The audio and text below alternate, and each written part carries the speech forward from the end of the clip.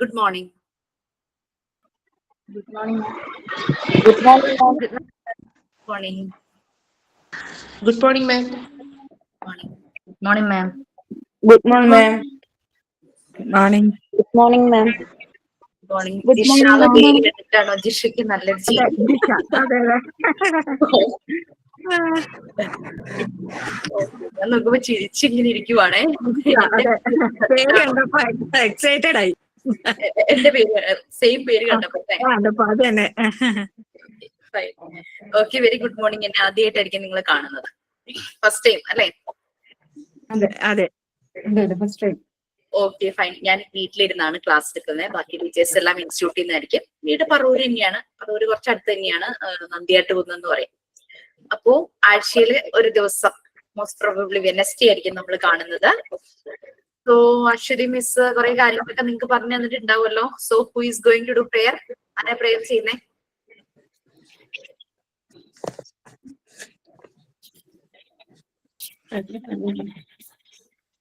എന്തോ കേട്ടില്ലല്ലോ, എന്താണ്? ക്ലിയർ ഉണ്ടോ? ക്ലിയർ ആണ്. എനിക്ക് തോന്നുന്നു വേറെ ആരുടെയൊക്കെയോ ഓഡിയോ ഓൺ ആയതുകൊണ്ടായിരിക്കും. പ്രെയർ പറയുന്ന ആള് മാത്രം ഒന്ന് ഓൺ ചെയ്യാമോ? ബാക്കി എല്ലാവരും ഒന്ന് മ്യൂട്ട് ചെയ്യാമോ? ഞാൻ ഉൾപ്പെടെ. പ്രേയർ ചെയ്യട്ടെ?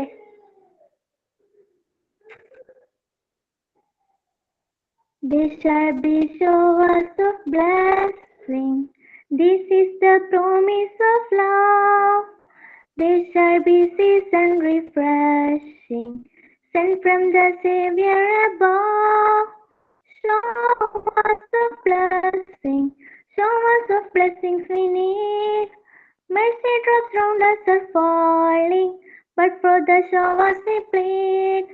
But for the showers we plead. Thank you. കുഞ്ഞു കുട്ടിയാന്ന് തോന്നുന്നു ശബ്ദമൊക്കെ കേട്ടിട്ട്. Yeah. ഏത് 10th കഴിഞ്ഞിട്ടാണോ അതോ +2 കഴിഞ്ഞിട്ടോ? കഴിഞ്ഞിട്ട്. +2. Yeah. +2 കഴിഞ്ഞ ഉടനെ ജോയിൻ ചെയ്തു അല്ലേ? Yes. So she is a kid. നമ്മുടെ കൂട്ടത്തിലെ ഏറ്റവും ചെറിയ കുട്ടി. ഓക്കെ ഓക്കെ, നെക്സ്റ്റ് ആരാ? Thought for the day sign in.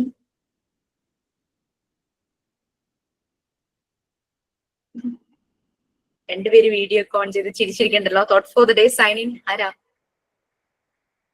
3 പേരെന്താ മോളെ ശരിക്കും? ആലിയ. ആലിയ. അല്ലു എന്നാണോ വീട്ടിൽ വിളിക്കുന്നത്? Yeah. ഓക്കെ, ഇനി sign in thought for the day ആരാണ്? നിങ്ങൾക്ക് ആരുടെയെങ്കിലും ഒരു കോട്ട്, നമ്മുടെ ഗ്രേറ്റ് പീപ്പിൾ കുറെ പേരുണ്ടല്ലോ, അവരുടെ ഒരു കോട്ട് പറയാം. അത് തോട്ട് ഫോർ ദ ഡേ ആയിട്ട് പറയാം. ചിലപ്പോൾ സ്റ്റോറിയിലൂടെ ഒരു തോട്ട് നിങ്ങൾക്ക് പറയാം. പിന്നെ അല്ലെങ്കിൽ സ്വന്തം എക്സ്പീരിയൻസ് ഷെയർ ചെയ്യാം. അതിലൊരു തോട്ട് ഉള്ള രീതിയിൽ സ്വന്തമായിട്ട് കോട്ട് ചെയ്തിട്ടുള്ളവർക്ക് അങ്ങനെയും പറയാം. പിന്നെ സൈൻ ഇൻ ചെയ്യുന്നത് എല്ലാവരും ശരിക്കും പറഞ്ഞു കഴിഞ്ഞാല് മറ്റു ബാച്ചുകളിലൊക്കെ കേട്ടോ സൈൻ ഇൻ ചെയ്യുന്നത് കുറച്ച് പേര് ചെയ്യുന്നുണ്ട്. സൈൻ ഇൻ ചെയ്യുമ്പോൾ നിങ്ങൾക്ക് അറിയാലോ, നമ്മളുടെ ഏതെങ്കിലും ഒരു പ്രോഗ്രാമിന് ആങ്കർ ചെയ്യുന്നവരില്ലേ, അവരുടെ ഒരു സ്റ്റൈല് കണ്ടിട്ടില്ലേ? പണ്ടത്തെ രഞ്ജിനി ഹരിദാസ്, അതൊക്കെ മാറി വേറെ ആൾക്കാരൊക്കെ. അപ്പൊ ഒരു ആങ്കർ ചെയ്യുന്ന ഒരു സ്റ്റൈൽ ഉണ്ടല്ലോ, ആ ഒരു രീതിയിൽ സൈൻ ഇൻ ചെയ്യണം. അപ്പൊ സൈൻ ഇൻ ചെയ്യുമ്പോൾ ശരിക്കും വീഡിയോ ഓൺ ചെയ്ത് ഒരു ഡാൻസിങ് സ്റ്റെപ്പ് ഒക്കെ ആയിട്ട് വന്ന് സൈൻ ഇൻ ചെയ്യുവാണെങ്കിൽ നന്നായിരിക്കും. നമുക്ക് ആക്ച്വലി ക്ലാസ്സിലെ എല്ലാവരും സൈൻ ഇൻ ചെയ്യണം, എല്ലാവരും ക്ലാസ് പോവാൻ നേരത്ത് സൈൻ ഔട്ട് ചെയ്ത് പോകണം എന്നാണ്. പക്ഷെ നമുക്ക് അതിനുള്ള സമയമല്ല, 1 മണിക്കൂറല്ലേ ഉള്ളൂ. അതുകൊണ്ട് പ്രെയർ ഒരാള്, തോട്ട് ഫോർ ദ ഡേ ഒരാള്, അത് കോട്ട് ആകാം, സ്റ്റോറി ആകാം. സൈൻ ഇൻ ഒരാള്. സൈൻ ഇൻ ചെയ്യുന്ന ആളുടെ ജോലി എന്ന് പറഞ്ഞു കഴിഞ്ഞാല് ക്ലാസ്സിലേക്ക് എല്ലാരെയും വെൽക്കം ചെയ്യണം. സൈൻ ഔട്ട് ചെയ്ത് പോകുന്നവര് താങ്ക് യു പറഞ്ഞ് ബൈ പറഞ്ഞു പോകണം. ഓക്കെ, അപ്പൊ ഇത് റൊട്ടേറ്റ് ചെയ്ത് എല്ലാരിലും ഈ ചാൻസ് വരണം. എല്ലാരും ഇത് ചെയ്യണം. ഇത് നിങ്ങളുടെ അവസരമാണ് കേട്ടോ, ഓപ്പർച്യൂണിറ്റിയാണ്. ഞാൻ ഇന്ന് ആദ്യമായിട്ടാണ്, ഞാനും ആദ്യമായിട്ടാ പ്രഭ. യെസ്, ഞാനും ആദ്യമായിട്ടാണ് ക്ലാസ്സിൽ, നിങ്ങളുടെ ക്ലാസ്സിൽ കേട്ടോ. ക്ലാസ് തുടങ്ങിയിട്ട് 2 days കഴിഞ്ഞല്ലേ ഉള്ളൂ. മൺഡേ തുടങ്ങിയതല്ലേ? No problem. This is our class, our platform. നമുക്ക് ഇഷ്ടമുള്ളതെല്ലാം നമുക്ക് ഇവിടെ ചെയ്യാം. സോ സൈൻ ഇൻ ചെയ്യുമ്പോൾ നിങ്ങൾക്ക് ഡാൻസിങ് സ്റ്റെപ്പുമായിട്ട് വരാം. നിങ്ങളുടെ ഒരു യുണീക് സ്റ്റൈല്, തിരുവാതിരയോ കഥകളിയോ ഭരതനാട്യമോ കുച്ചിപ്പിടിയോ മാർഗംകളിയോ ഒപ്പനയോ എന്ത് വേണമെങ്കിലും എന്ത് നിങ്ങളുടെ ഒരു യുണീക് സ്റ്റൈല് ആ ഒരു രീതിയിൽ വന്ന് സൈൻ ഇൻ ചെയ്ത് പോകാം. പക്ഷെ പല ബാച്ചിലും അങ്ങനെ ചെയ്യാൻ ഒരു ഡെലിക്കസിയാണ്, ഒരു മടിയാണ്. കുഞ്ഞുങ്ങളുടെ അടുത്തേക്ക് പോകുമ്പോ ചെറിയ കുട്ടികളല്ലേ, അവര് ഡിമാൻഡ് ചെയ്യുന്നത് എന്തും നമ്മൾ ചെയ്യേണ്ടതായിട്ട് വരും. അപ്പൊ ശരിക്കും അതിന് വേണ്ടിയിട്ടുള്ളൊരു പ്രാക്ടീസും കൂടിയാണ്. അവര് ഡാൻസ് ചെയ്യാൻ പറഞ്ഞാൽ നമ്മൾ ചെയ്തല്ലേ പറ്റൂ. അത് കുഞ്ഞുങ്ങളുള്ള അമ്മമാരുണ്ടാവും, അവർക്കറിയാം മക്കള് പറയണ കാര്യങ്ങളൊക്കെ ചെയ്തു കൊടുക്കണം, അവരുടെ കൂടെ ഡാൻസ് ചെയ്യണം, പാട്ട് പാടണം, ഒക്കെ ചെയ്യണം അല്ലെ. അപ്പൊ അതുകൊണ്ട് ഈ ഒരു പ്ലാറ്റ്ഫോം നമ്മൾ മാത്രമല്ലേ ഉള്ളൂ, വേറെ ആരും ഇല്ലല്ലോ. ഈ ഒരു പ്ലാറ്റ്ഫോം അതിന് വേണ്ടിയിട്ട് യൂസ് ചെയ്യുക. Opportunities are like hail stones. അവസരങ്ങൾ ആലിപ്പഴം പോലെയാണ്. ആലിപ്പഴം എപ്പോഴും കിട്ടുമോ? ഗ്രാബ് ഇറ്റ്, അത് യൂസ് ചെയ്യുക, മാക്സിമം യൂസ് ചെയ്യുക കേട്ടോ. അപ്പോ ഇന്നപ്പോ സൈൻ ഇനും തൊട്ട് ഓഫ് ദ ഡേക്കും ആരുമില്ല എന്ന് തോന്നുന്നു അല്ലെ. ആർക്കെങ്കിലും എന്തെങ്കിലും പറയാനുണ്ടെങ്കിൽ യു ക്യാൻ ഷെയർ. എന്തെങ്കിലും ഡൗട്ട്സ് ഉണ്ടെങ്കിൽ നിങ്ങൾക്ക് ചോദിക്കാം റിഗാർഡിംഗ് ദ കോഴ്സ്, ലൈക്ക് എന്താണ് കണ്ടന്റ്, അത് അനുസരിച്ച് ബാക്കി കാര്യങ്ങൾ ജയദേവ് സാറ് നിങ്ങൾ കണ്ടിട്ടുണ്ടോ എന്ന് എനിക്കറിയില്ല, അല്ലെങ്കിൽ സാറിന്റെ ഒരു സെഷൻ ഉണ്ടാകും. അഫിലിയേഷൻ, ഇതിന്റെ ചാൻസസ്, അങ്ങനെയുള്ള കുറെ കാര്യങ്ങൾ എനിക്ക് പറയാനായിട്ട് പറ്റും. ബാക്കിയെല്ലാം സാറാണ് ഓതറൈസ്ഡ് ആയിട്ടുള്ള ആള്. സാർ അത് വിശദമായി നിങ്ങൾക്ക് പറഞ്ഞു തരും. ബാക്കി എല്ലാ സപ്പോർട്ടിനും നമുക്കൊരു വലിയൊരു ടീം ഇവിടെ ഉണ്ട്. സ്ക്രീനിൽ ഒരുപക്ഷെ ഞങ്ങളെ ആയിരിക്കും കാണുന്നത്, പക്ഷേ ഓഫ് സ്ക്രീനിൽ നമ്മുടെ അണിയറയിൽ പ്രവർത്തിക്കുന്ന കുറെ പേരുണ്ട്. ടെക്നിക്കൽ ടീം ഉണ്ട്, അതുപോലെ തന്നെ അഡ്മിനിസ്ട്രേഷൻ, നിങ്ങളെ വിളിക്കുന്ന PROs എല്ലാവരും ഉണ്ട്. അണിയറയിൽ ഒരു വലിയൊരു ടീം ഉണ്ട്. സോ അവരുടെ ഹെൽപ്പ് ഇല്ലാതെ നമുക്ക് ക്ലാസ് സ്മൂത്ത് ആയിട്ട് മുന്നോട്ട് പോകാൻ പറ്റില്ല. ഓക്കെ, നമ്മുടെ കൂടെ ജോയിൻ ചെയ്യുന്ന 2 ടെക്നിക്കൽ ടീമിന്റെ 2 പേരാണ് റിജോയും രാഖിയും. അവർ ഓഫീസിൽ നിന്നും ജോയിൻ ചെയ്തിട്ടുണ്ട്, നിങ്ങളുടെ കൂടെ തന്നെ അവരുണ്ട്. Okay fine. സോ അപ്പോ താങ്ക് യുവും ബൈയും പറയുമ്പോൾ അവരെയും കൂടെ മനസ്സിലോർക്കും. ഓക്കെ, സോ എന്തെങ്കിലും ചോദിക്കാനുണ്ടെങ്കിൽ ചോദിച്ചിട്ട് നമുക്ക് ക്ലാസ്സിലേക്ക് പോവാം. Yes please. മാം ഞാൻ ചോദിച്ചോട്ടെ? ചോദിക്കൂ. ഡിപ്ലോമ കഴിഞ്ഞവർക്ക് PG ചെയ്യാൻ പറ്റുമോ? ഡിപ്ലോമ എടുത്തിട്ട് PG എടുക്കാൻ പറ്റുമോ? നമുക്ക് PG എടുക്കാനുള്ള ഒരു ക്രൈറ്റീരിയ എന്ന് പറയുന്നത് നമ്മൾ ഏതെങ്കിലും ഒരു സബ്ജക്റ്റിൽ ഡിഗ്രി കഴിഞ്ഞവരായിരിക്കണം, ഡിഗ്രി കംപ്ലീറ്റ് ചെയ്തവരായിരിക്കണം. അങ്ങനെയുള്ളവർക്ക് PG എടുക്കാം. ജിഷ എന്തായിരുന്നു പഠിച്ചത്? ഞാൻ BA എക്കണോമിക്സ്, പക്ഷെ ഞാൻ ഇൻകംപ്ലീറ്റ് ആണ്. ആണോ? ശരിക്കും ഡിഗ്രി കംപ്ലീറ്റ് ചെയ്യണം എന്നാണ്. ജയദേവ് സാർ ഉണ്ടായിരുന്നോ ക്ലാസ്സിൽ? നിങ്ങൾക്ക് ഒരു ക്ലാസ് തന്നിട്ടുണ്ടോ സാറ്? ഞാൻ ഇന്ന് ആദ്യമായിട്ടാണ് ക്ലാസ്സിൽ കയറുന്നത്. കഴിഞ്ഞ 2 ദിവസം എനിക്ക് ജോയിൻ ചെയ്യാൻ പറ്റിയില്ല. ഓക്കെ, സാറ് കയറും തോന്നുന്നു. അപ്പൊ ഈ ഒരു ഡൗട്ട്സ് നിങ്ങൾക്ക് സാറിനോട് ചോദിച്ചൊന്ന് ക്ലിയർ ചെയ്യാം. ഡിഗ്രി ചെയ്യുന്നവരുണ്ടാകും, കംപ്ലീറ്റ് ചെയ്യാറായിട്ടുള്ളവരുണ്ടായിരിക്കും. കംപ്ലീറ്റ് ചെയ്യാൻ ഉദ്ദേശം ഉണ്ടോ? മീൻസ് പേപ്പർ എഴുതിയെടുക്കണോ? അല്ല, എനിക്ക് PG ഇതിലെടുക്കണം എന്നുണ്ട്. ട്രെയിനിങ് കോഴ്സിന്റെ PG എടുക്കണം എന്നുണ്ട്. നീ ഡിഗ്രിയുടെ പുറകെ പോയിട്ടുണ്ട്, സമയം തയ്യല്ലോ. ശരിക്കും PG നമുക്ക് ചെയ്യണമെങ്കിൽ ഡിഗ്രി നമ്മൾ കംപ്ലീറ്റ് ആകണം. ഏതെങ്കിലും വിഷയത്തിലെ ഡിഗ്രി നമ്മൾ കംപ്ലീറ്റ് ആയിരിക്കണം എന്നാണ് qualification. Okay, thank U. Hello, technical team പറഞ്ഞിട്ടുള്ളത് +2 കഴിഞ്ഞവർക്കും ഇതിന്റെ PG എടുക്കാന്നാണല്ലോ. ഇങ്ങനെ പുതിയൊരു ഓപ്പർച്യൂണിറ്റി വന്നിട്ടുണ്ട്, ഇങ്ങനെ എടുക്കാൻ താല്പര്യം ഉണ്ടെന്നാണ് ചോദിച്ചത്. ഓക്കെ, അത് ഞാൻ പറഞ്ഞല്ലോ, ജയദേവ് സാർ കയറുമ്പോൾ നിങ്ങളൊന്ന് കൺഫേം ചെയ്യൂ. കാരണം ഞാൻ മോണ്ടിസോറി PG കഴിഞ്ഞ ഒരാളാണ്. ഡിഗ്രി അന്ന് ഞങ്ങൾക്കുള്ള ക്രൈറ്റീരിയ, ഞാൻ 2017 കംപ്ലീറ്റ് ചെയ്തത്. അന്ന് ഞങ്ങളുടെ ക്രൈറ്റീരിയ ഡിഗ്രി കഴിഞ്ഞവരാണ് PG എടുക്കുക എന്നുള്ള രീതിയിലായിരുന്നു. 10th +2 കഴിഞ്ഞവർക്കാണ് ഡിപ്ലോമ ഇൻ മോണ്ടിസോറി, മറ്റേത് PG diploma in Montessori degree കഴിഞ്ഞവർക്കാണെന്നാണ്. ഇപ്പൊ എന്തെങ്കിലും മാറ്റം വരുത്തിയിട്ടുണ്ടോ എന്ന് എനിക്കറിയില്ല. അതിനെക്കുറിച്ച് ആധികാരികമായിട്ട് സാറിനാണ് പറയാൻ പറ്റുള്ളൂ. സാർ നിങ്ങൾക്ക് ഈ ആഴ്ചയിൽ എപ്പോഴെങ്കിലും കയറും, അതിനുള്ള ഇന്റിമേഷൻ നിങ്ങൾക്ക് കിട്ടും. അപ്പൊ സാറിനോട് ഒന്ന് കൺഫേം ചെയ്ത് കിട്ടോ. ഓക്കെ, പേരെന്തായിരുന്നു? Good morning ma'am. മാം 2-3 പേര് നമുക്ക് വാട്സപ്പിൽ ഇങ്ങനെ മെസ്സേജ് അയക്കുന്നു, അവർക്ക് കണക്ട് ആകുന്നില്ലെന്നും പറഞ്ഞ് ക്ലാസ്സിൽ കയറാൻ. ആണോ? കണക്ട് ആകാതിരിക്കേണ്ട കാര്യമില്ലല്ലോ. അവർക്ക് ആ ലിങ്ക് ഒന്നുകൂടെ ഒന്ന് ഷെയർ ചെയ്ത് ആ ലിങ്ക് വഴി ഒന്ന് കയറാൻ പറയോ? അല്ലെങ്കിൽ നമ്മള് പിൻ ചെയ്തിട്ടുണ്ടായിരുന്നു മാം നമ്മളെ ഗ്രൂപ്പില്. അത് നമ്മൾ ഇന്നലെയും ഡയറക്റ്റ് ആണ് ക്ലാസ് റൂം ആപ്പിൽ കയറിയ ലിങ്ക്, നമുക്ക് അങ്ങനെ ഒരു ലിങ്ക് ആയിട്ട് വന്നിട്ടില്ലായിരുന്നു. ആണോ? ആ, ഇപ്പൊ ഒരു 3 സ്റ്റുഡൻസ് ഇട്ടിട്ടുണ്ട്, അവർക്ക് കണക്ട് ആകുന്നില്ലെന്നും പറഞ്ഞ്. നമ്മളുടെ ടെക്നിക്കൽ ടീം നമ്മളെ ഹെൽപ്പ് ചെയ്യും. ഞാൻ അവരോടൊന്ന് ചോദിച്ചു നോക്കട്ടെ കേട്ടോ. Okay, thank U. ഒരു മിനിറ്റ് തരൂ.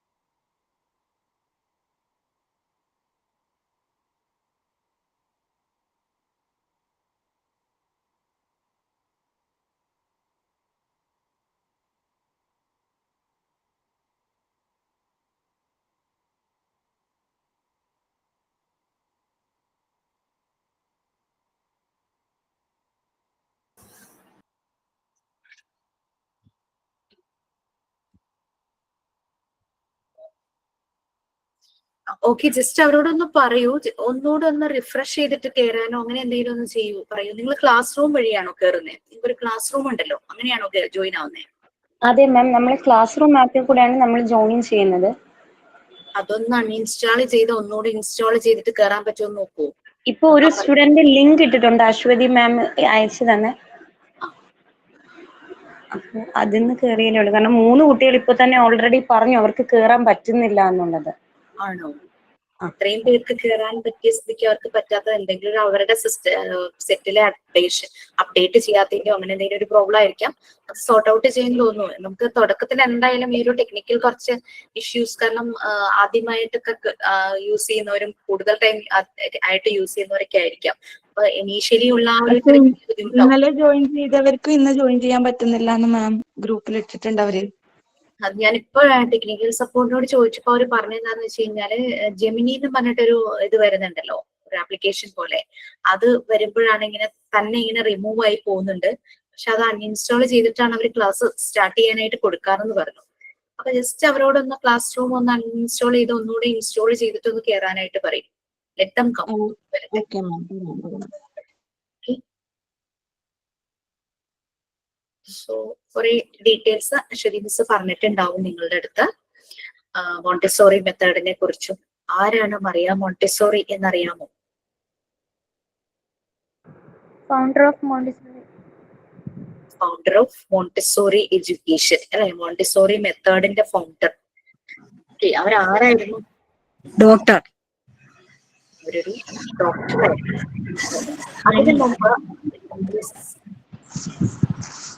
അതിനു മുമ്പ് അവരൊരു ടെക്നിക്കൽ സൈഡിലായിരുന്നു അവർ പഠിച്ചുകൊണ്ടിരുന്നത്. ആക്ച്വലി അവരുടെ ടെക്നിക്കൽ സൈഡ് നമ്മുടെ എഞ്ചിനീയറിംഗിന് ഇക്വലന്റ് ആയിട്ടൊരു ടെക്നിക്കൽ സൈഡിലായിരുന്നു പഠിച്ചുകൊണ്ടിരുന്നത്. പക്ഷെ അവർക്ക് അതിനേക്കാൾ താല്പര്യം മെഡിക്കൽ ഫീൽഡായിരുന്നു.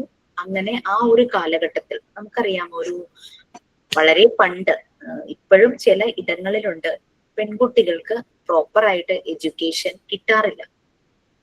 ഇപ്പോഴും പലയിടത്തും ഉണ്ട്, ഒത്തിരി റിമോട്ട് ആയിട്ടുള്ള സ്ഥലങ്ങളിലുണ്ട്. യൂറോപ്യൻ കൺട്രീസിലും അത് ഉണ്ടായിരുന്നു പണ്ട് കാലത്ത്. പക്ഷെ മറിയ മോണ്ടിസോറിയുടെ പാരന്റ്സ് എന്ന് പറഞ്ഞു കഴിഞ്ഞാൽ ഒത്തിരി ഫോർവേഡ് ആയിരുന്നു. അച്ഛൻ മിലിറ്ററിയിൽ എന്തോ ആയിരുന്നു.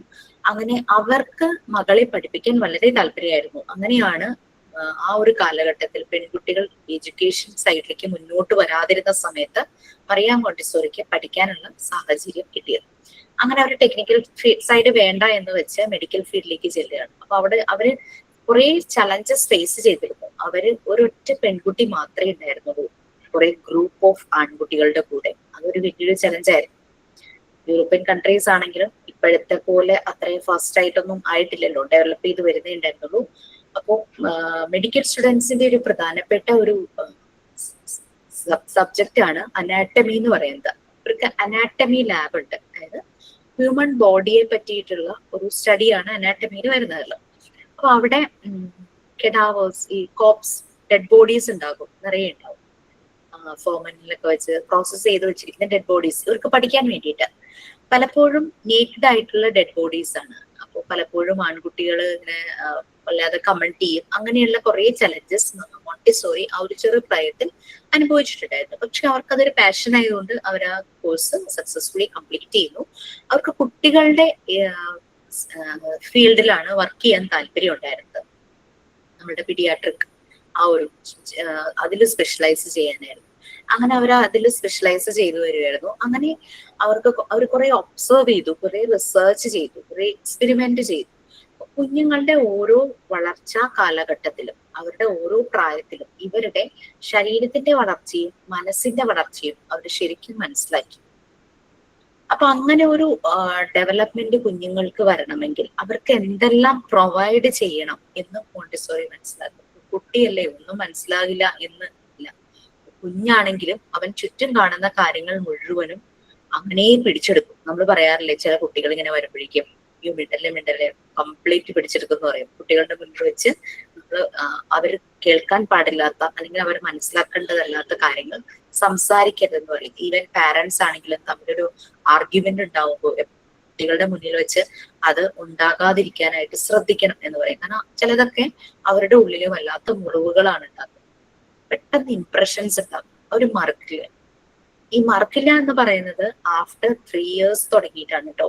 ബേർത്ത് തുടങ്ങി 3 വയസ്സിന് താഴെ വരെയും സംഭവിച്ചൊന്നും അവരുടെ ഓർമ്മയിൽ ഉണ്ടാവില്ല. പക്ഷേ അവരുടെ സബ് കോൺഷ്യസ് മൈൻഡിൽ അതിന്റെ മാർക്കുകൾ ഉണ്ടാവും.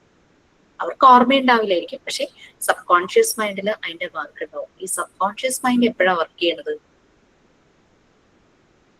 നമുക്ക് കോൺഷ്യസ് മൈൻഡും ഉണ്ട്, സബ് കോൺഷ്യസ് മൈൻഡും ഉണ്ട് അല്ലേ? സബ് കോൺഷ്യസ് മൈൻഡ് എപ്പോഴാണ് വർക്ക് ചെയ്യുന്നത്? നമ്മൾ ഉറങ്ങുമ്പോ ഇദ്ദേഹം എണീക്കും. നമ്മൾ ഉറങ്ങുമ്പോൾ നമ്മുടെ കോൺഷ്യസ് മൈൻഡും റെസ്റ്റ് ആയിരിക്കും. പക്ഷേ സബ് കോൺഷ്യസ് മൈൻഡ് എണീറ്റ്, അതായത് അൺകോൺഷ്യസ് മൈൻഡ് എണീറ്റ് പ്രവർത്തിക്കാൻ തുടങ്ങും. അപ്പോഴാണ് ഒരു ബന്ധമില്ലാത്ത സ്വപ്നങ്ങളൊക്കെ നമ്മൾ കാണുന്നത്. അതിന്റെ അനുഭവം ഉണ്ടോ? ഹിപ്നോട്ടൈസ് അതൊരു സയന്റിഫിക് ആയിട്ടുള്ള കാര്യമാണോ അല്ലയോ എന്നുള്ളതിൽ എനിക്ക് വ്യക്തമായ ധാരണയില്ല. പക്ഷെ ആളുകൾ ഹിപ്നോട്ടൈസ് ചെയ്ത് കോൺഷ്യസ് മൈൻഡിനെ ഉറക്കി സബ് കോൺഷ്യസ് മൈൻഡിനെ എണീപ്പിക്കുകയാണ് ചെയ്യുന്നത്. ആ ഒരു പ്രോസസ് ആണല്ലേ ഹിപ്നോട്ടൈസിൽ നടക്കുന്നത്. അവിടെ കിടക്കുന്നതിനെയൊക്കെ ചീകി എടുക്കും, ആ ഓർമ്മകളെയൊക്കെ എടുക്കുവാണ്. എന്നിട്ട് ക്യൂർ ചെയ്യുന്ന ഒരു മെത്തേഡ് സയന്റിഫിക് ആണോ എന്ന് ചോദിച്ചാൽ അറിയില്ല. ബട്ട് പലരും ഫോളോ ചെയ്യുന്നുണ്ട്. ചിലപ്പോ അതിന് റിസൾട്ടും കിട്ടാറുണ്ട്, ചിലപ്പോ വളരെ കോംപ്ലിക്കേറ്റഡും ആകാറുണ്ട്. ലെറ്റ് ഇറ്റ് ബി, നമുക്കത് നമ്മളുടെ വിഷയമല്ല. ഓക്കെ, അപ്പൊ അങ്ങനെ മറിയ മോണ്ടിസോറി മനസ്സിലാക്കി കുട്ടികളുടെ അൺകോൺഷ്യസ് മൈൻഡ് 3 years കഴിയുമ്പോൾ ഒരു കോൺഷ്യസ് മൈൻഡ് ആയിട്ട് മാറുക. അപ്പൊ 3 to 6 years, 3 വയസ്സ് തുടങ്ങി 6 വയസ്സ് വരെ എന്ന് പറഞ്ഞു കഴിഞ്ഞാൽ അവരുടെ ഡെവലപ്മെന്റ് വളരെ സ്പീഡായിട്ട് പ്രോഗ്രസ് ചെയ്യുന്ന ഒരു ഏജ് ആണ്. ആ ഒരു സമയത്ത് അവരുടെ ശരീരത്തിന്റെ വളർച്ച, കോഗ്നിറ്റീവ് ഡെവലപ്മെന്റ്, ബുദ്ധി വികാസം, intellectual development, language development, social development, ആളുകളുമായിട്ട് അവരിടപഴകുന്നത്, അവരുടെ ഇമോഷണൽ ഡെവലപ്മെന്റ്, ഇമോഷൻസ് മനസ്സിലാക്കുന്നതും എക്സ്പ്രസ് ചെയ്യുന്നതും, ഇതെല്ലാം സംഭവിക്കുന്ന ഒരു കാലഘട്ടമാണ് 3 വയസ്സ് തുടങ്ങി 6 വയസ്സ് വരെ. നമ്മുടെ മുന്നിലേക്ക് വരുന്ന കുട്ടികൾ ആ ഒരു ഏജിൽ പെട്ടവരാണ്. അവരുടെ വളർച്ചയുടെ, അതായത് അവരുടെ ഡെവലപ്മെന്റിന്റെ, മാനസിക വികാസത്തിന്റെ, ബുദ്ധി വികാസത്തിന്റെ, ലാംഗ്വേജിന്റെ ഡെവലപ്മെന്റിന്റെ, അങ്ങനെ എല്ലാ ഡെവലപ്മെന്റിന്റെയും ഫൗണ്ടേഷൻ ആ 3 വയസ്സ് തുടങ്ങി 6 വയസ്സ് വരെയാണ്. അടിത്തറ ഇളകി കഴിഞ്ഞു കഴിഞ്ഞാൽ പിന്നെ എന്തൊക്കെ ചെയ്താലും ഫലം ഉണ്ടാവുമോ? എത്ര ഉയരത്തിലേക്ക് പോയാലും അടിത്തറ സ്ട്രോങ് ആവണം. ആ ഫൗണ്ടേഷൻ സ്ട്രോങ് ആക്കേണ്ടവരാണ് നമ്മൾ. നമ്മുടെ വീട്ടിലും ഉണ്ടാവും ആ ഒരു ഏജിലുള്ള കുട്ടികൾ, നമ്മുടെ ചുറ്റുപാടും ഉണ്ടാവും. നമുക്ക് ഇടപെടാൻ പറ്റുന്നിടത്തൊക്കെ കുട്ടികളെ ഒബ്സർവ് ചെയ്യുക, അവരുടെ ഡെവലപ്മെന്റ് മനസ്സിലാക്കുക, അവർക്ക് എന്ത് പ്രൊവൈഡ് ചെയ്യണം എന്നുള്ളത് മനസ്സിലാക്കുക. ഓക്കെ, അവരുടെ ഡെവലപ്മെന്റിനെ ഹെൽപ്പ് ചെയ്യുന്ന 2 ഫാക്ടേഴ്സ്, ഹെൽപ്പ് അല്ല, അവർക്ക് നെസസറി ആയിട്ടുള്ള 2 കണ്ടീഷൻസ് ഉണ്ട്. അവർക്ക് കൊടുക്കേണ്ട ഫ്രീഡം, അവര് വളരുന്ന ചുറ്റുപാട്, സറൗണ്ടിങ്സ്, എൻവിയോൺമെന്റ് അല്ലെ? ഒരു കുട്ടി ഒരു 3 വയസ്സ് കഴിയുമ്പോൾ ഒരു 3 വയസ്സ് വരെയൊക്കെ വീട്ടിലായിരിക്കും ആ കുട്ടി കൂടുതൽ ടൈം, അല്ലെ? 2.5 വയസ്സൊക്കെ ആവുമ്പോഴല്ലേ നമ്മൾ അംഗൻവാടി അങ്ങനെയുള്ള ഇടത്തേക്കൊക്കെ കൊണ്ടുപോകുള്ളൂ. സാധാരണഗതിയിൽ ആ ഒരു പ്രായം വരെ കുട്ടിയുടെ കെയർ ഗീവറുടെ സംരക്ഷണയിലായിരിക്കും. കെയർ ഗീവർ എന്ന് ഞാൻ ജനറലി പറഞ്ഞതേ ഉള്ളൂ. അത് അമ്മയാകാം, അമ്മ ഇനി ദൂരെ ജോലി ചെയ്യുന്നവരെ നോക്കാൻ വേറെ ആളുകളാകാം, ഗ്രാൻഡ് പാരന്റ്സ് ആകാം. ഹൂആർട്ടീസ് കെയർ ഗീവറുടെ സംരക്ഷണയിലായിരിക്കും. കുട്ടിക്ക് വേണ്ടുന്നതെല്ലാം പ്രൊവൈഡ് ചെയ്യുന്നത് കെയർ ഗീവർ ആയിരിക്കും. അപ്പോൾ ആ ഒരു കുട്ടിക്ക് എന്ത് പ്രൊവൈഡ് ചെയ്യണം, അതിന്റെ വളരുന്ന ചുറ്റുപാട് നന്നായിരിക്കണം, കുട്ടിക്ക് ആവശ്യത്തിനുള്ള ഫ്രീഡം. നമുക്കൊരു 3 to 6 years എന്ന് പറയുമ്പോൾ ഇവർക്ക് ഇത് നല്ല രീതിയിൽ കിട്ടുന്നതാണ്. അപ്പോൾ 3 വയസ്സ് വരെ വീട്ടിലാണ് എന്ന് നമ്മൾ പറഞ്ഞു. ചില ഫങ്ഷൻസിനൊക്കെ മാത്രമാണ് കുട്ടി പുറത്തേക്ക് പോകുന്നത്. അതും കുട്ടി ഡിപ്പെൻഡ് ചെയ്യുന്ന ഒരു വ്യക്തിയുടെ കൂടെയായിരിക്കും പോകുന്നത്, ഒറ്റയ്ക്കൊന്നും ആയിരിക്കില്ലല്ലോ. പക്ഷെ 3 വയസ്സ് കഴിയുമ്പോൾ കുട്ടി വീട്ടിൽ നിന്ന് മാറി വേറൊരു സ്ഥലത്തേക്കും കൂടെ പോകും. എവിടേക്കായിരിക്കും? അംഗൻവാടി അല്ലെങ്കിൽ pre school, what ever it means, സ്കൂളിൽ നമുക്ക് നോർമലി പറയാം. അപ്പോൾ ഒരു കുട്ടി വളരുന്ന ആ ഒരു എൻവയോൺമെന്റ് എന്ന് പറഞ്ഞു കഴിഞ്ഞാൽ 3 ഫേസസിലൂടെയാണ് കടന്നു പോകുന്നത്, 3 ഏരിയകളിലൂടെ കടന്നു പോകും. ഹോം, സ്കൂൾ, മൂന്നാമത്തേതാ നഴ്സറി, സൊസൈറ്റി. യെസ്, മൂന്നാമത്തത് സൊസൈറ്റി. അപ്പൊ കുട്ടി ആക്റ്റീവ് ആയിരിക്കുന്ന ടൈം എവിടെയായിരിക്കും? ഏതാ മാം? എന്തോ കേട്ടില്ല. ഫസ്റ്റത്തെ ഏതാ മാം? Home, school, society. വീട്, സ്കൂൾ, നമ്മുടെ സമൂഹം, സൊസൈറ്റി, നമ്മൾ ജീവിക്കുന്ന ആ ഒരു കമ്മ്യൂണിറ്റി, ആ ഒരു സൊസൈറ്റി, അല്ലെ? ഈ കുട്ടി ഏറ്റവും അധികം ആക്റ്റീവ് ആയിരിക്കുന്ന ടൈം എവിടെയാണ് സ്പെൻഡ് ചെയ്യുന്നത്? സ്കൂൾ. അപ്പൊ നമ്മളുടെ റെസ്പോൺസിബിലിറ്റി കൂടിയല്ലേ? സ്കൂളില് നമ്മളാണ് കൂടെയുള്ളത്. അപ്പൊ നമ്മുടെ റെസ്പോൺസിബിലിറ്റിയാണ് കുട്ടിയുടെ ഫൗണ്ടേഷൻ സ്ട്രോങ് ആക്കുക എന്നുള്ളത്. സ്കൂള് കഴിഞ്ഞ് വീട്ടിലെത്തുമ്പോഴേക്കും ഭക്ഷണം കഴിച്ച് എന്തെങ്കിലും കളിച്ച് എന്തെങ്കിലും ഹോംവർക്ക് ചെറിയ കുട്ടികൾക്ക് കൊടുക്കില്ലായിരിക്കും, ഉണ്ടെങ്കിൽ അതും ചെയ്ത് വീട്ടിലെ വിശേഷമൊക്കെ പറഞ്ഞ് പിന്നെ കിടന്ന് ഉറങ്ങുകയാണ്. അപ്പൊ ഏറ്റവും കൂടുതൽ ടൈം ആക്റ്റീവ് ആയിരിക്കുന്നത് സ്കൂളിലാണ്. സോ നമ്മളുടെ റെസ്പോൺസിബിലിറ്റി, നമ്മളാണ് ആ സമയത്ത് അവരെ ശ്രദ്ധിക്കുന്നത്, അല്ലെ? സ്കൂൾ എന്ന് പറയുന്നവർക്ക് ഒരു സെക്കൻഡ് ഹോമാണ്. ടീച്ചർ എന്ന് പറയുന്നത് രണ്ടാമത്തെ അമ്മ എന്ന് പറയുന്നത്. ഒന്ന് മ്യൂട്ട് ചെയ്യാമോ? Okay, thank you. Audio on ആയവരൊക്കെ ഒന്ന് മ്യൂട്ട് ചെയ്യാട്ടോ, കാരണം നമ്മൾ ഇങ്ങനത്തെ ഒരു വിർച്വൽ പ്ലാറ്റ്ഫോം ആയതുകൊണ്ട് പലപ്പോഴും നമുക്ക് ഡിസ്റ്റർബൻസ് വരും, കേൾക്കാൻ പറ്റാതെ. ഓക്കെ, അപ്പൊ എങ്ങനെയാണ് ഒരു കുട്ടിയുടെ കാര്യം നടക്കുന്നത്? അപ്പൊ നമ്മളുടെ റെസ്പോൺസിബിലിറ്റി വളരെ കൂടുതലാണ്. യെസ്, എനിക്കൊരു വരുമാനമുള്ള ജോലി വേണം, എനിക്കൊരു ഉപജീവന മാർഗം, ഒരു ലൈവ്ലിഹുഡ് ആണ് നമ്മുടെ ജോബ്, അതാണ് അല്ലെ? നമ്മൾ ചെയ്യുന്ന വർക്കിന് നമുക്ക് നല്ല പേ കിട്ടും. പക്ഷെ അറ്റ് ദ സെയിം ടൈം ആ ജോലിയോട് നമ്മൾ കമ്മിറ്റഡ് ആയിരിക്കണം. മെഷീൻസ് ഒന്നുമല്ല നമ്മൾ ഓപ്പറേറ്റ് ചെയ്യുന്നത്, ജീവനുള്ള ആ ഒരു കുറെ പ്യുവർ സോൾസ് ആണ്, അല്ലെ? അവരെയാണ് നമ്മൾ ഹാൻഡിൽ ചെയ്യുന്നത്. അത്രയും ഡെലിക്കേറ്റ് ആണ്. കുട്ടികൾക്കൊരു ടെൻഡൻസി ഉണ്ട്, അവര് ഇഷ്ടപ്പെട്ട ഒരാൾ ചെയ്യുന്ന ആക്ഷൻസ് അവർ ഫോളോ ചെയ്യും, ഒരു റോൾ മോഡൽ ആക്കാൻ. ഒരു ടീച്ചർ എന്ന് പറയുന്നത് ഓൾവേസ് ഒരു കുട്ടിയുടെ റോൾ മോഡൽ ആകണം, അല്ലെ? അപ്പൊ അങ്ങനെ അവർ ഫോളോ ചെയ്യാൻ നോക്കും. നമുക്കറിയാം, ചൊട്ടയിലെ ശീലം ചുടല വരെ, ചെറുപ്പത്തിൽ ശീലിക്കുന്നതാണ് ജീവിതകാലം മുഴുവൻ എന്ന് പറഞ്ഞു. അപ്പോൾ ആ ചെറുപ്പത്തിൽ അവർക്ക് ഗുഡ് ഹാബിറ്റ്സ് ആണ് പ്രൊവൈഡ് ചെയ്യുന്നതെങ്കിൽ, അവർ കാണുന്നതെങ്കിൽ, അവർ കേൾക്കുന്നതെങ്കിൽ, നമ്മൾ ചെയ്യുന്നവർ കാണുകയോ കേൾക്കുകയോ ചെയ്യുന്നുണ്ട്. നമ്മൾ നല്ലത് കാണിച്ചു കൊടുത്തില്ലെങ്കിൽ അവര് നമ്മൾ എന്താണോ ചെയ്യുന്നത് അത് ഫോളോ ചെയ്തു വരും.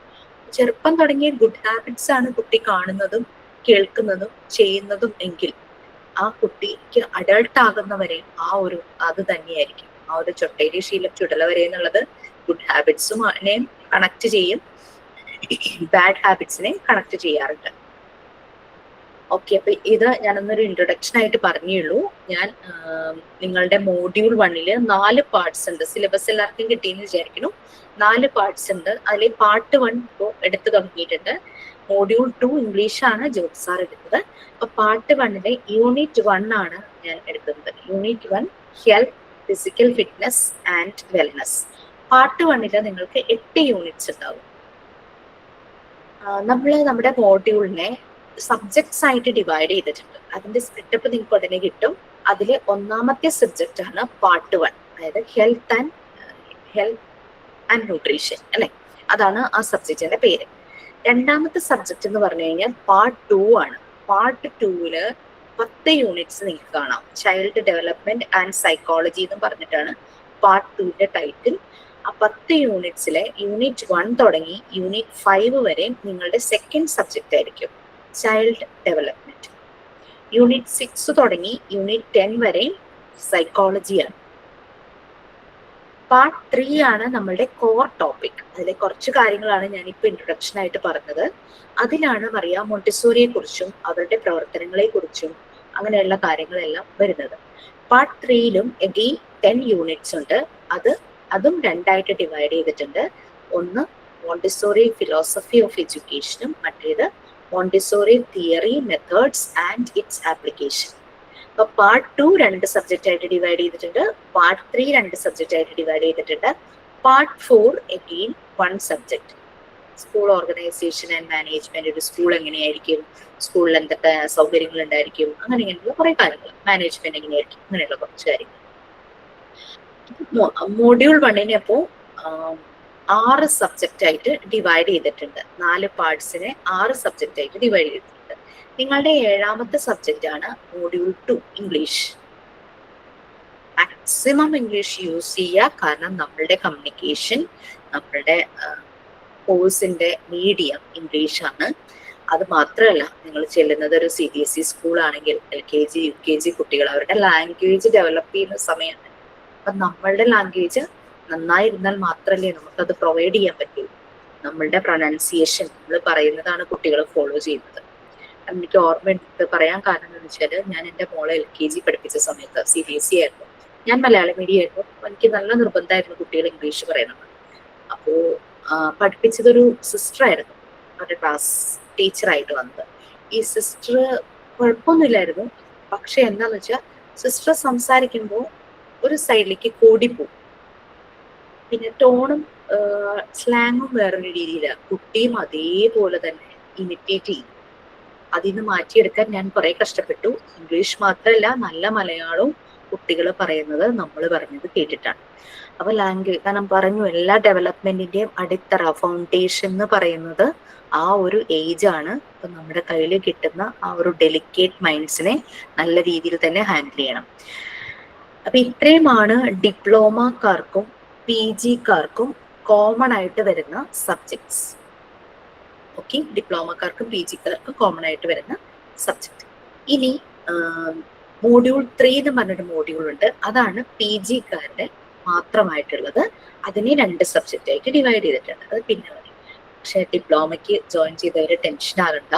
നിങ്ങൾക്ക് മോഡ്യൂൾ 1 തീരാറാകുമ്പോൾ, അതായത് പാർട്ട് 4 ആകുമ്പോൾ ഞാനൊരു അസൈൻമെന്റ് തരും. ആ അസൈൻമെന്റ് നിങ്ങൾ നല്ല പോലെ ചെയ്ത് കഴിഞ്ഞാൽ ആ PGയുടെ സബ്ജക്റ്റിൽ എന്തൊക്കെയാണോ പറഞ്ഞിട്ടുള്ളത് അതിനെക്കുറിച്ചൊരു ഐഡിയ കിട്ടും. ആ ഒരു ഐഡിയ നിങ്ങൾക്ക് കിട്ടുന്നതായിരിക്കും. ഓക്കെ, എനിക്കൊരു 1 സെക്കൻഡ് തരുമോ? ഓഫീസിൽ നിന്ന് ഒരു കോള് വരുന്നത് കൊണ്ടാണേ.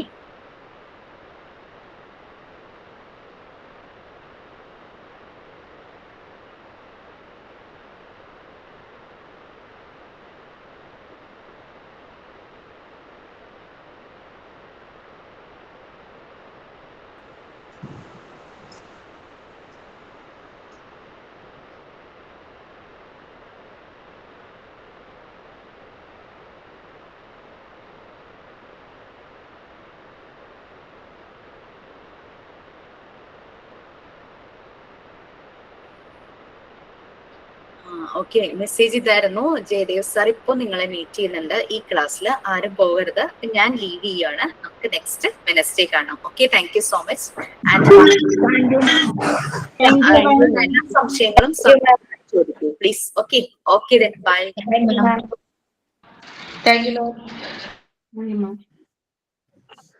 Thank you.